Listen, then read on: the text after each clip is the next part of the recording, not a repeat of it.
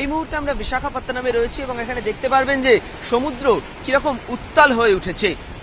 সকালের আবহাওয়া দপ্তরের রিপোর্ট অনুযায়ী এখন এই মুহূর্তে সিভিয়ার সাইক্লোন হুদহুদ এখান থেকে প্রায় 350 কিলোমিটার পূর্ব এবং উত্তর পূর্বে অবস্থান করছে।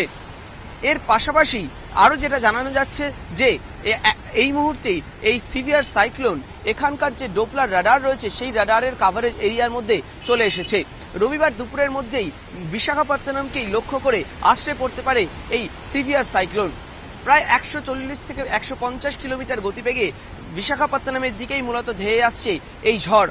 অন্ধ্রপ্রদেশের উপকূলবর্তী এলাকা পাশাপাশি ওড়িশার উপকূলবর্তী বিভিন্ন এলাকা এর দ্বারা প্রভাবিত হতে পারে, যে কারণে দু রাজ্যের সরকার নিজেরাও বৈঠক করে ঠিক করেছে কিভাবে এই পরিস্থিতির মোকাবিলা করা যেতে পারে। কেন্দ্রের তরফ থেকে ন্যাশনাল ডিজাস্টার রিলিফ ফোর্সকে এখানে সতর্ক করা হয়েছে উড়িষ্যা এবং অন্ধ্রপ্রদেশের এই উপকূলবর্তী এলাকায়। মোট 35টি টিম এখানে ডিপ্লয় করা হয়েছে এখনো পর্যন্ত।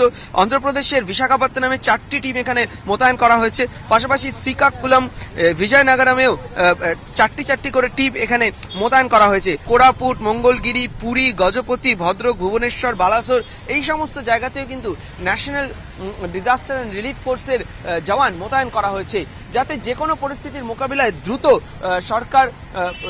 সরকার পদক্ষেপ করতে পারে। সেই কারণে যেরকম রাজ্য সরকারগুলি নিজেদের কন্ট্রোল রুম খুলেছে, পাশাপাশি এনডিআরএফেরও বিশেষ কন্ট্রোল রুম খোলা হয়েছে এবং এই গোটা পরিস্থিতির উপর তারা নজর রাখছে।